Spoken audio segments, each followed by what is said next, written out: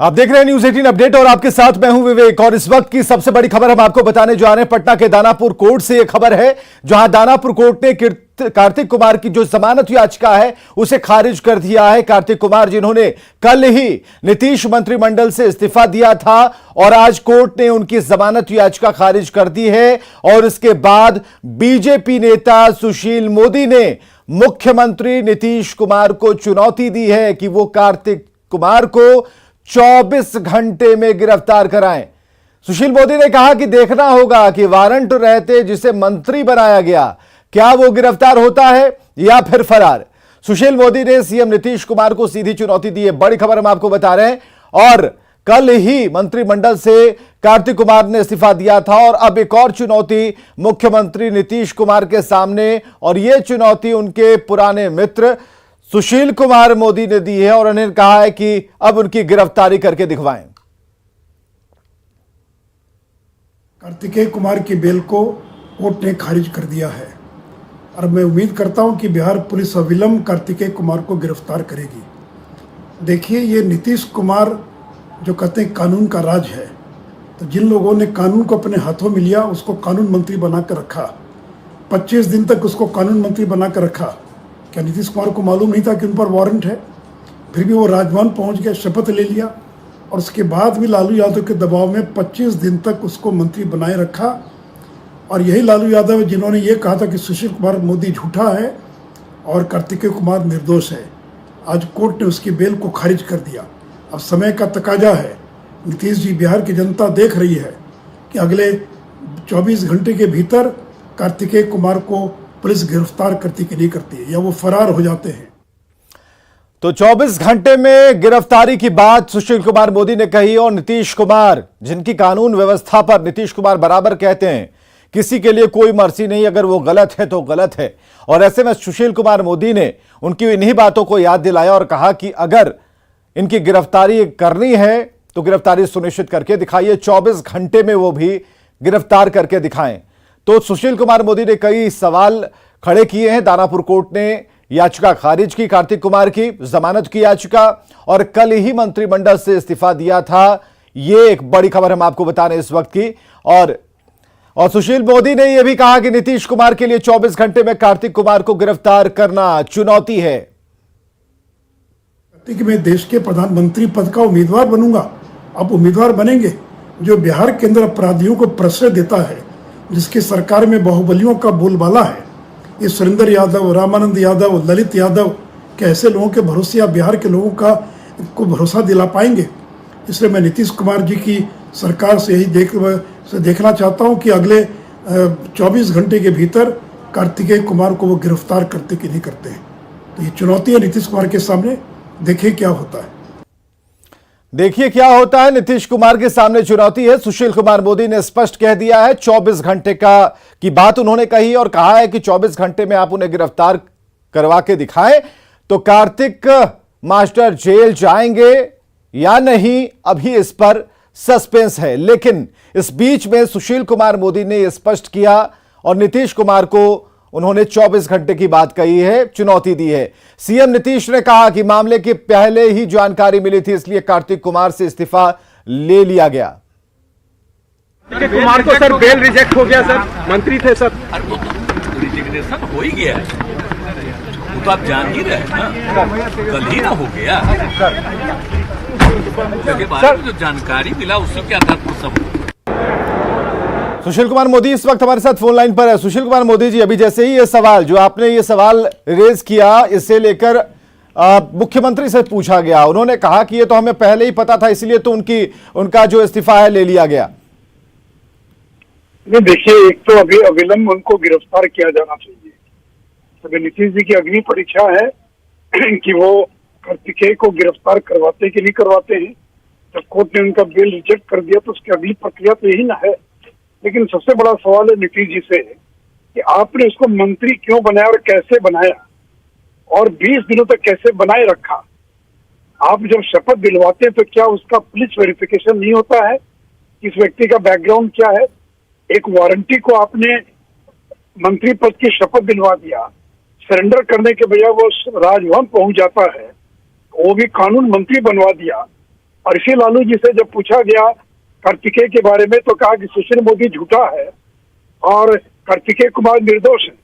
नीतीश जी जिस दिन मिलने गए थे लालू जी के घर पर, उस दिन लालू जी का क्या बयान था? सारी टीवी चैनल से चला कि सुशील मोदी झूठा है। तो देखिए पूरी तरह से लालू यादव के दबाव में है। इसलिए देखिए आगे क्या करते हैं। और देखिए इनके मंत्रिमंडल में आधे दर्जन लोग हैं जो शातिर हैं, डॉन हैं, माफिया हैं, जिनकी समाज में छवि है अपराधी की, आतंकी की छवि है। मैं जो अरवल जिला में हूँ, लोगों में दहशत है कि फिर क्या होगा पता नहीं, लोग डरे हुए हैं। तो जैसे लोगों को आपने अपने मंत्रिमंडल में बना कर रखा है और ये सब केस में लोग हॉस्टाइल हो जाते हैं। ये जो आपराधिक प्रवृत्ति के लोग हैं ये अब सारे अपने विटनेसेस को हॉस्टाइल करा लेते हैं। ये तो देखिए के कुमार का जो मामला है, जब कोर्ट ने उनके बेल को रिजेक्ट कर दिया तो उनको सरेंडर किया, उसको पुलिस को गिरफ्तार करना चाहिए। लेकिन मैं तो कहूंगा कि सरेंडर का इंतजार नहीं करना चाहिए। पुलिस को तत्काल छापेमारी, वो घर में छिपे, जहां छिपे हों, फरार होने का मौका नहीं देना चाहिए। खतरा इस बात का है कि पुराना सुशील मोदी जी, एक पुराना अनुभव रहा है नीतीश कुमार के साथ काम करने का, आपके साथ एक मित्रवत उनके साथ अच्छे संबंध भी हैं। लेकिन जो जितना आप जान पाते हैं, आखिर ये चैलेंज और ये जो चुनौती है किस बात की, क्या आपको क्यों ये आशंका क्यों है कि गिरफ्तारी नहीं होगी? देखिए आशंका इसलिए कि लालू यादव के दबाव में 114 विधायकों के साथ लालू यादव के समर्थन से वो मुख्यमंत्री बने हैं। ये बीजेपी वाला समर्थन नहीं है। जो आजादी, जो स्वतंत्रता, जो सम्मान बीजेपी ने उनको दिया, वो लालू के गठबंधन में कभी उनको नहीं मिल सकता है। नहीं तो 20 दिन क्यों थे वो? कि लालू के दबाव में। तो जब लालू के दबाव में आप अगर रहेंगे तो मंत्रिमंडल में कैसे लोगों को शामिल करेंगे, तो उसी का ना मैसेज आता पूरे देश में। लेकिन इन घटनाओं से पूरा देश में बिहार शर्मसार हुआ है। बिहार के लोग पूरी दुनिया में फैले हुए हैं। उनका विदेशों से भी मेरे पास मैसेज आता क्या हो रहा है बिहार के अंदर। तो नीतीश जी आप लाख सुशासन की बात कर लीजिए, लेकिन इस तरह के बाहुबलियों को अपने मंत्रिमंडल में शामिल कराकर आप न तो सुशासन दे पाएंगे, न कानून का राज दे पाएंगे। और कानून मंत्री बना दिया कानून तोड़ने वाले को, और कहने की कानून का राज है बिहार के अंदर। इसलिए दूसरे राज्यों से तुलना करें, भाई दूसरे राज्य से क्या मतलब है, बिहार में क्या, और उसका जवाब तो आपने आप लोगों को देना चाहिए। कार्तिक मास्टर तो ये भी कह रहे हैं किसी खास जाति से आने की वजह से बीजेपी वाले हमलावर हैं। देखिए ये सब बात जो है, ये खास जाति से आते तो किडनैपिंग करने क्यों गए थे? आप किनके, आपका शागिर्द कौन है, किनके साथ आप रहते? इन सब बातों का कोई मतलब नहीं है। कोई बेल हमने रिजेक्ट नहीं किया, कोर्ट ने रिजेक्ट किया है। किडनैपिंग के मामले में केस आप करो, हमने कोई केस नहीं करवाया। हम तो जानते भी नहीं था आपके बारे में बहुत ज्यादा। केस हुआ किडनैपिंग का केस है, उसमें पटना हाईकोर्ट ने आपकी अग्रिम जमानत याचिका को खारिज कर दिया। अब ट्रेसिंग में गए, कोर्ट ने ट्रेसिंग को खत्म कर दिया। अब बेल के लिए गए, आपका आप पर वारंट निकल गया और जाकर शपथ ले लिया आपने। तो ऐसे लोगों को आप सरकार में शामिल रखते और जनता के दबाव में मजबूरी में आपको, और कल उनका इस्तीफा लेना पड़ा। फिर ये क्या नाटक था? कल सुबह में उनका विभाग बदला गया। क्यों विभाग बदला गया? क्यों नहीं कल इस्तीफा लिया गया? क्यों शाम को फिर वो कह रहे जैसे बहुत बड़ा, उन्होंने बहुत बड़ा नैतिकता का काम किया कि मैंने इस्तीफा दिया। उनके प्रवक्ता कह रहे हैं कि उन्होंने आदर्श कायम किया इस्तीफा देकर। तो ऐसे लोग हैं जो आदर्श कायम करेंगे, जो लोग कानून को रौंदते हैं, जिनके नाम बहुत से लोग डरते बहुत हैं। शुक्रिया सुशील मोदी जी अपनी बात को रखने के लिए। और 24 घंटे की बात है, 24 घंटे की चुनौती नीतीश कुमार को सुशील कुमार मोदी ने दी है और कहा है कि कार्तिक कुमार को गिरफ्तार करके दिखाइए। और कार्तिक कुमार की गिरफ्तारी पर वकील ने क्या कहा वो भी आप सुनिए। कार्तिकेय सिंह का बेल जो है अस्वीकृत हुई, अग्रिम जमानत। तो क्या कोई ग्राउंड बनाया गया है? अब ग्राउंड के लिए तो अब विशेष न्यायालय का आदेश। आगे क्या होगा? आगे क्या रहेगा सर? अरे नीचे करो ना। आगे तो अब आगे में क्या कर सकते हैं, वो तो उनकी बात है, न्यायिक प्रक्रिया की चीज है। मतलब क्या सरेंडर करेंगे, फिर जमानत ले सकते हैं या अरेस्टिंग हो सकती है? क्या आपको क्या लगता है? अब तो प्रशासन समझेगी ना। हम यहाँ जो कोर्ट का जो प्रोसेस है पूरा किया गया। और चलिए झारखंड से खबर आ रही है कि यूपीए ने राज्यपाल से मुख्यमंत्री हेमंत सोरेन की विधायकी को लेकर चल रही अफवाहों को लेकर हालात साफ करने की मांग की। और इस सिलसिले में यूपीए गठबंधन के प्रतिनिधिमंडल ने राजभवन में राज्यपाल रमेश बैस से मुलाकात की है और झारखंड में फैली राजनीतिक उहापोह को लेकर ठोस फैसला लेने की अपील की। इस पर राज्यपाल ने यूपीए नेताओं से कहा कि उन्हें चुनाव आयोग की चिट्ठी मिल गई है जिसमें कुछ बिंदुओं पर वो कानूनी विशेषज्ञों से राय मशविरा कर रहे हैं। वो 1-2 दिन के अंदर अपनी राय निर्वाचन आयोग को भेज देंगे। मांग रहा हूं और 2-4 दिनों में मैं चुनाव आयोग को अपना मंतव्य भेज दूंगा। सुब्रत, ये बताइए कि जब तक राज्यपाल की ओर से मंतव्य नहीं जाता, क्या विधायक रायपुर में ही रहेंगे? अब विधायक लोग जितना दिन जहां रहना चाहे वही रहेंगे। और माननीय राज्यपाल महोदय ने कहा कि सिर्फ एक आध डाउट्स हैं उस पत्र में, जो कुछ भी उसे क्लियर करने के लिए वो वक्त ले रहे हैं और बहुत जल्द, जैसे कि उन्होंने कहा नहीं 5-7 दिन नहीं लगेगा, इसका मतलब वो बहुत जल्द उसको जारी करने वाले हैं। राजभवन के जो सूत्र की बात हमेशा जो मीडिया में की जा रही है उसको लेकर राज्यपाल जी ने कहा कि हमारे तरफ से ऐसा कुछ नहीं हुआ है, ना हमारे राजभवन की तरफ से। उसको लेकर भी मुझे लगता है कि कुछ जरूर राजभवन की तरफ से रिलीज किया जाएगा। और दूसरा है कि जो उनके पास चिट्ठियां है उन्होंने एक्सेप्ट की है। उन्होंने कहा है कि न्यायिक उसमें सलाह मशवरा लेते हुए इलेक्शन कमीशन को 2-3 दिन में वो भेज देंगे। उन्होंने स्वीकार किया कि मैं निश्चित रूप से इस बातों को स्पष्ट कर दूंगा। दूसरी बात, उन्होंने ये भी स्वीकार किया कि ईसीआई के द्वारा जो पत्र मिला है, लिफाफा मिला है, वो उनको मिल गया, वो खोल भी लिए हैं और उनको कुछ चीजों में कुछ उसको डाउटफुल है, तो वो कानून विशेषज्ञों से वो राय ले रहे हैं। पूछे नहीं कि आप इतना विलम्ब क्यों हो रहा है? तो विलम्ब हो रहा है कि कुछ छुट्टियां भी बीच में पड़ गए जिसके कारण हमको थोड़ा सा लेट हो रहा है, लेकिन कुछ कानून विशेषज्ञ लोगों से इसका राय मशवरा हो रहा है थोड़ा। और एक और बड़ी खबर अब बता रहे हैं, बीपीएससी परीक्षा से जुड़ी हुई 21 सितंबर को बीपीएससी प्रारंभिक परीक्षा होगी। पुराने पैटर्न पर यह परीक्षा होनी और एक ही पाली में यह प्रारंभिक परीक्षा होगी। छात्रों के विरोध के बाद यह फैसला हुआ। 21 सितंबर की डेट है। बीपीएससी की प्रारंभिक परीक्षा होगी, पुराने पैटर्न पर होगी, एक ही पाली में होगी। और छात्रों का जो विरोध चल रहा था, इस विरोध पर मुख्यमंत्री ने संज्ञान लिया और इसके बाद यह फैसला सामने आया है कि अब एक ही पाली में यह परीक्षा ली जाएगी, पुराने पैटर्न पर परीक्षा होगी। 21 सितंबर को बीपीएससी प्रारंभिक परीक्षा का आयोजन होगा। चतरा पुलिस ने प्रतिबंधित नक्सली संगठन टीएसपीसी के जोनल कमांडर को गिरफ्तार किया है। गिरफ्तार नक्सली का नाम भैरव गंजू उर्फ भास्कर है। पुलिस ने नक्सली के पास से अमेरिकन राइफल समेत कई अत्याधुनिक हथियार और नक्सली साहित्य बरामद किया है। पुलिस के मुताबिक गिरफ्तार नक्सली पर कई कांडों में शामिल होने का आरोप है। पुलिस गिरफ्तार नक्सली से पूछताछ कर रही है। इसको गुप्त सूचना प्राप्त हुई थी कि सिमरिया थाना क्षेत्र के कसियातू जंगल के पास टीपीसी के जितने भी शीर्ष कमांडर हैं वो एकत्र होने वाले हैं।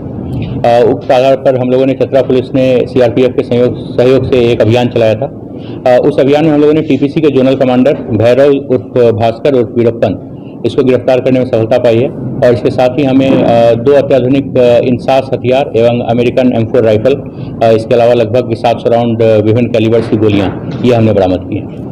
और पटना से बड़ी खबर, नगर निगम कर्मचारियों की हड़ताल खत्म हो गई है। हाईकोर्ट के आदेश के बाद यह हड़ताल खत्म हुई। नगर निगम के कर्मचारी हड़ताल पर थे और 27 अगस्त से ये कर्मचारी हड़ताल पर थे। स्थिति काफी खराब हो गई थी और ऐसे में इस वक्त एक अच्छी खबर हम आपको बता रहे हैं जो राजधानी वासियों के लिए सुकून भरी खबर है। नगर निगम कर्मचारियों की हड़ताल खत्म हुई और हाईकोर्ट के आदेश के बाद यह हड़ताल खत्म हुई है। 27 अगस्त से हड़ताल पर थे कर्मचारी। इधर नवादा में ग्रामीणों ने पुलिस टीम पर हमला कर दिया। 3 पुलिसकर्मी के घायल होने की सूचना है। दरअसल 30 अगस्त को जेल में एक कैदी विजय माझी ने आत्महत्या कर ली थी। आज उसके शव को गांव लाया गया और इसके बाद लोग भड़क गए, हंगामा शुरू कर दिया। मृतक के परिजनों को मुआवजा देते हुए लोगों ने सड़क जाम कर दिया और काफी देर तक हंगामा किया मुआवजे की मांग को लेकर और यह हंगामा जारी रहा। परसों शाम की बात है जब विजय माझी के द्वारा हत्या कर ली गई थी, उसका डेड बॉडी को लेकर आया गया था। उसी में परिजन यहाँ आक्रोशित हुए थे, उसको समझा बुझा कर अभी बॉडी को डिस्पोज किया। कितनी पुलिस घायल हुए सर? कितने लोग की गिरफ्तारी? कल अभी 2 पुलिसकर्मी की जख्मी गई है और 2 सिपाही भी जख्मी हैं, 2 पदाधिकारी 2 सिपाही। और रोहतास से बड़ी खबर है, ठनका गिरने से 4 लोगों की मौत हो गई। नोखा में 2 लोगों की मौत हुई है। चेनारी में एक युवक की जान चली गई। नौहट्टा से भी खबर है, एक युवक की मौत हुई है। बड़ी खबर, ठनका गिरने से मौतें हुई हैं और हम आपको बता रहे हैं कि अब तक 4 लोगों की जान चली गई है ठनका गिरने से। 2 लोगों की मौत नोखा में, चेनारी में एक युवक की मौत, नौहट्टा में भी एक युवक की मौत हुई है। गोपालगंज से अगली खबर, जहां दवा दुकानदार की हत्या पर हंगामा हुआ। भड़के लोगों ने NH 531 को जाम कर दिया, हंगामा किया और अपराधियों की गिरफ्तारी की मांग की। 22 अगस्त को विदेशी टोला गांव के पास दवा दुकानदार इमरान आलम की गोली मारकर हत्या कर दी गई थी। पुलिस अब तक एक भी अपराधी को गिरफ्तार नहीं कर पाई है। गिरफ्तारी की मांग को लेकर परिजन हंगामा कर रहे हैं।